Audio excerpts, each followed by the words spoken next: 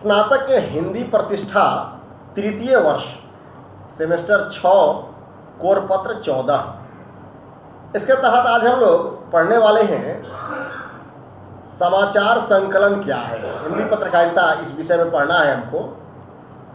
उसी के तहत आज हम लोग चर्चा करेंगे। हिंदी पत्रकारिता के तहत समाचार संकलन क्या है, उसके कौन कौन से माध्यम हैं। हम जिन समाचारों को पढ़ते हैं, सुनते हैं या देखते हैं, वह समाचार हमारे पास कई चरणों से गुजरने के बाद पहुंचते हैं। यानी जिस तरह से स्टील बनाने के लिए रॉ मटेरियल आता है, उसको कितने तरीके से वेरीफाई करने के बाद स्टील तैयार होता है, उसी तरह से समाचार दर्शक या पाठक तक पहुंचाने से पहले विभिन्न चरणों से गुजरता है। उसी का एक चरण है समाचार का संकलन करना, रॉ मटेरियल इकट्ठा करना। आज उसी पर हम लोग चर्चा करने वाले हैं। यह समाचार का प्रमुख चरण है, क्योंकि बिना समाचार संकलित किए हम कोई समाचार किसी को दे नहीं सकते, प्रेषित नहीं कर सकते। तो यह प्रमुख चरण है। किसी भी समाचार को संकलन करने के लिए पत्रकार को कड़ी मेहनत करनी पड़ती है, और वह संकलन उसे किसी न किसी स्रोतों के माध्यम से अर्जित करना पड़ता है। समाचार के कोई ना कोई स्रोत जरूर होते हैं। बिना स्रोत के कोई समाचार जल्द संभव नहीं है। समाचार संकलन करना, जैसा हमने पहले भी बताया, समाचार को एकत्रित करना। एक पत्रकार जब समाचार संकलन में कोई ना कोई स्रोत से काम लेता है, हर एक समाचार निश्चित समय पर निश्चित स्थल पर संभव नहीं है कि मिल पाए, या जहां पर घटनाएं घटित हो रही हो वहां पत्रकार हो ही, ऐसा संभव नहीं होता। इसीलिए पत्रकारों को फील्ड में घूमते रहना पड़ता है। कारण कहीं भी ऐसी घटना घट सकती है जो समाचार बन सकता है। पत्रकार को समाचार संकलन के लिए जिन स्रोतों पर निर्भर रहना पड़ता है, या पत्रकार जिन स्रोतों पर निर्भर रहते हैं, उसे हम 3 प्रमुख स्रोत के रूप में जानते हैं, या 3 प्रमुख स्रोत के रूप में बांट करके अगर हम इसे समझेंगे तो अच्छा होगा और हम समझ भी पाएंगे बेहतर तरीके से। तो 3 स्रोत कौन कौन से हैं? पहला स्रोत है प्रत्याशित स्रोत, दूसरा पूर्व अनुमानित स्रोत, और तीसरा अप्रत्याशित स्रोत। अब एक एक कर हम इसको समझेंगे। पहले प्रत्याशित स्रोत क्या है? प्रत्याशित स्रोत में पत्रकारों को घटना से संबंधित जानकारी पहले से होती है। बस सिर्फ संबंधित विभाग या संबंधित व्यक्ति से संपर्क कर समाचार को संकलित कर लेना होता है, उसकी विस्तृत संकलन ले लेना पड़ता है। इसमें जो समाचार संकलित कर सके, बढ़िया से ले सके, संबंधित व्यक्ति से मिल करके संपर्क करके, ऐसा गुण पत्रकार में अगर हो तो वह अर्जित जल्दी कर लेता है समाचार। प्रत्याशित स्रोत को हम अलग अलग स्रोतों में समझने का प्रयास करेंगे। प्रत्याशित स्रोत के कौन कौन से अंग हैं, तो और बेहतर हम समझ पाएंगे समाचार संकलन को। तो प्रत्याशित स्रोत के पहला जो अंग है उसे हम लोग बोलते हैं पुलिस विभाग। यह समाचार संकलन का प्रमुख केंद्र होता है, क्योंकि जिले में या संबंधित क्षेत्र में जितनी भी घटनाएं घटित होती है, उन समस्त घटनाओं की जानकारी पुलिस पदाधिकारियों को होती है, उस क्षेत्र के पदाधिकारियों की होती है, जिसे पत्रकार संबंधित अधिकारी से संपर्क करके उन समाचारों को संकलन करता है। यह एक प्रमुख स्रोत है प्रत्याशित स्रोत का। दूसरा है प्रेस विज्ञप्तियां। बहुत सारे सरकारी विभाग हो, सार्वजनिक विभाग हो, या व्यक्तिगत हो, व्यक्तिगत प्रतिष्ठान हो, या स्वयं व्यक्तिगत किसी के समाचार हो, वह प्रेस विज्ञप्ति जारी करके अपने संबंधित समाचार की सूचना पत्रकार तक पहुंचाता है ताकि वह उसे प्रकाशित कर सके। अगर हम सरकारी विज्ञप्तियों को बात करें तो वहां सरकारी विज्ञप्तियां 4 तरह की जारी होती है।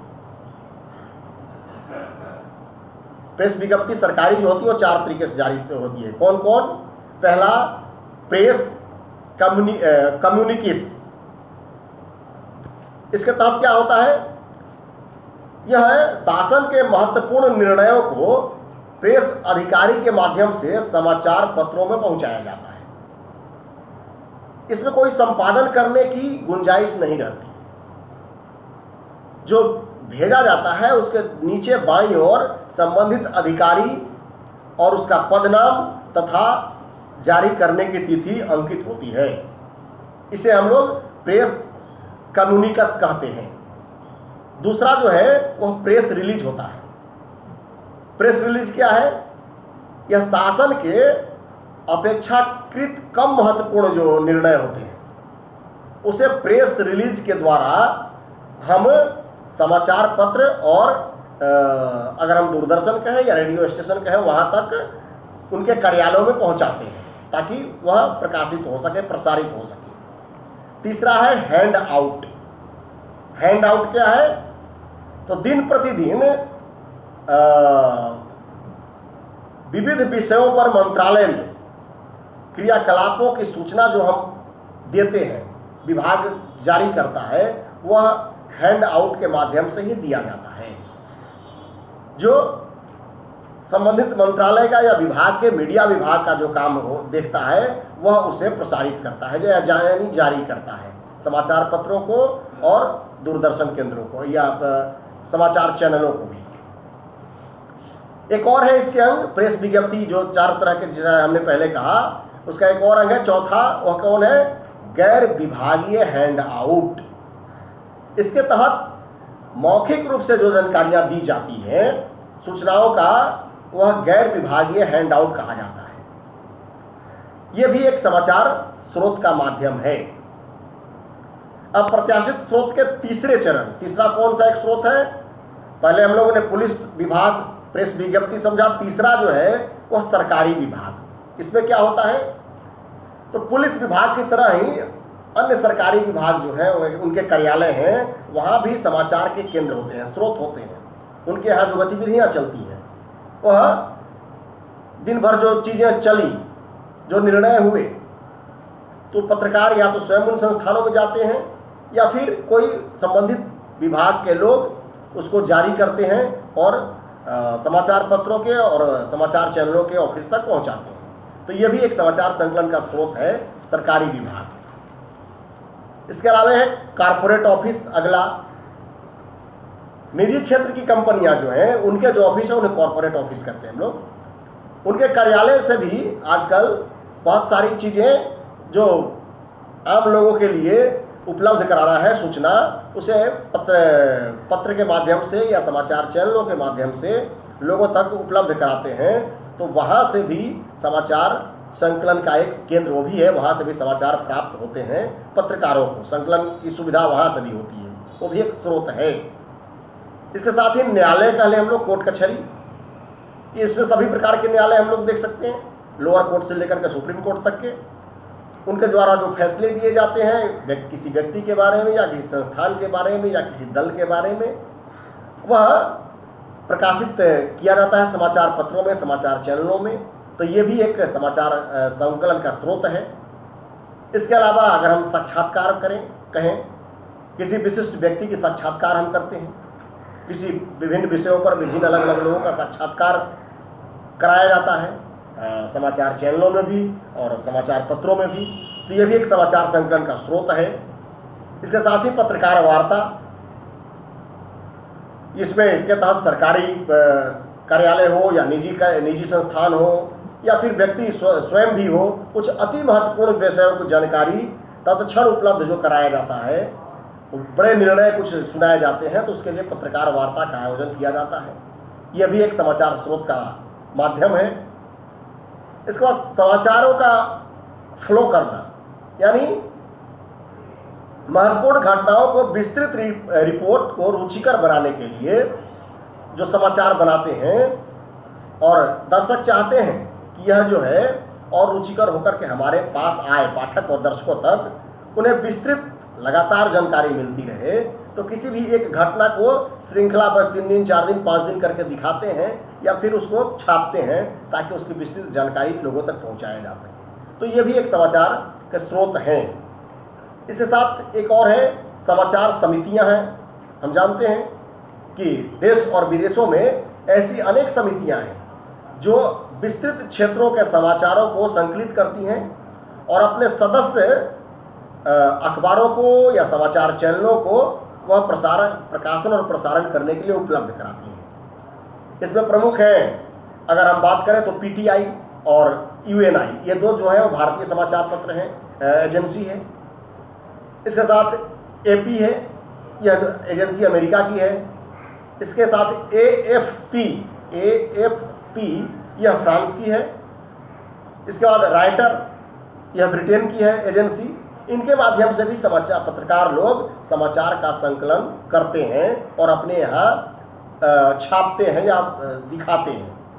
इसके साथ ही अगर हम बात करें तो जो समाज में विभिन्न तरह के कार्यक्रम आयोजन होते हैं, कोई सम्मेलन हो, राजनीतिक हो, साहित्यिक हो, सांस्कृतिक हो, गतिविधियां चल रहे हैं, इस तरह के प्रोग्राम हो, विधानसभा के कुछ कार्रवाई हो या संसद की कार्रवाई हो या नगर पालिका, नगर निगम, इस तरह के अनेक क्षेत्रों में जो जहां पर से कुछ समाचार एकत्रित हो सकते हैं, यह भी समाचार संकलन के प्रमुख स्रोत हैं।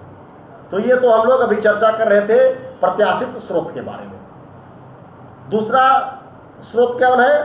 पूर्वानुमानित स्रोत, जहां समाचार पूर्वानुमानित स्रोत हम किसको कहेंगे? तो यह उस श्रेणी को हम कहेंगे जहां स्रोत समाचार का मिलने का अनुमान तो होता है, लेकिन निश्चित नहीं होता कि समाचार मिलेगा ही, हो सकता है कभी नहीं भी मिल पाता है। जैसे अगर हम उदाहरण स्वरूप देखें तो बड़े नगरों की बात करें तो कभी कभी बड़े नगरों की गंदी बस्तियों में पत्रकार लोग घूमते रहते हैं, वहां से कुछ निकालना चाहते हैं, या छोटे नगर हैं तो उनके बस्तियों में सड़कों के नालियों की स्थिति, इसके बारे में छानते घूमते रहते हैं, तो कभी वहां से कुछ समाचार निकल भी आता है, कभी नहीं भी निकल आता है। तो ये जो है, यह इस तरह के जो होते हैं, या राजनीतिक हलचल हो या फिर स्वच्छता की बातें हो या स्कूल कॉलेज में लगने वाली लाइन, सरकारी कार्यालयों में लंबी लाइन लगी हुई है, तो इस तरह के जो अप्रत्याशित पूर्वानुमानित है कि वहाँ भीड़ होगी, लाइन लगेगी, हो सकता है कभी नहीं भी लगे, कभी लगी मिल भी जाए। तो इस तरह के जो समाचार कभी कभी छपते हैं, अखबार में दिखाए जाते हैं, इसे हम लोग पूर्व अनुमानित स्रोत कहते हैं। इसके साथ तीसरा स्रोत एक और है जिसको हम लोग अप्रत्याशित स्रोत कहते हैं। तीसरा है अप्रत्याशित स्रोत। इसके तहत इस श्रेणी के स्रोत से समाचार प्राप्त करने में पत्रकार का अनुभव और व्यवहार कुशलता ये काम आता है। कितने दिनों का अनुभव है, कितने लोगों से उसका कांटेक्ट है, इस तरह के जो पत्रकार होते हैं वह ऐसे जगहों से स्रोत इकट्ठा कर लेते हैं, ऐसे स्रोत से समाचार संकलन कर लेते हैं। उदाहरण स्वरूप अगर हम देखें तो मान लीजिए कि पत्रकार की जा रहा है, रास्ते में उसे एक बिल्डिंग दिखाई दी जो किसी न किसी सरकारी डिपार्टमेंट की भवन बन रहे हैं बहुत सालों से, बीच में काम बंद पड़े हैं 4-6 महीने से। अब पत्रकार के लिए एक समाचार का माध्यम बन गया, अब उसके जड़ में जाना शुरू कर देगा जो अनुभवी पत्रकार होगा, क्यों बंद है, क्या कारण है, उसके ठेकेदार से, उसके संबंधित विभाग के अधिकारी से आदि से बात करेगा, उसके कारण निकालेगा। तो एक लंबी श्रृंखला तक चली जाती है। ये श्रृंखला 3 दिन 4 दिन 5 दिन में भी पूरी होती है, क्योंकि जब तक पूरी तरह से उसको नहीं क्लियर कर लेता है तब तक वो पत्रकार बैठता नहीं है। तो ये भी एक समाचार का स्रोत है। तो इस तरह से हम देखते हैं कि विभिन्न स्रोत जो है वह समाचार के सफलतापूर्वक संकलन करने में पत्रकार के मददगार साबित होते हैं। बिना इन स्रोतों के कोई भी पत्रकार समाचार संकलन की सुविधा प्राप्त या समाचार संकलन आसानी से नहीं कर सकता, बहुत कठिनाई या कहने की नहीं कर सकता है। कहीं ना कहीं से तो उसे स्रोत चाहिए ही चाहिए। इस तरह से हम देखते हैं कि पत्रकार को समाचार संकलन करने हेतु कितने स्रोतों से कैसे संपर्क करना पड़ता है ताकि समाचार सही तरीकों से संकलित हो और पाठक और दर्शक तक पहुंचे। इन विभिन्न स्रोत माध्यमों से उसे संकलित करना पड़ता है और लोगों तक पहुंचाना पड़ता है। तो आज हम लोग चर्चा किए समाचार संकलन के विभिन्न क्या है और उसके विभिन्न स्रोत कौन कौन से हैं। अगले दिन फिर किसी और विषय पर।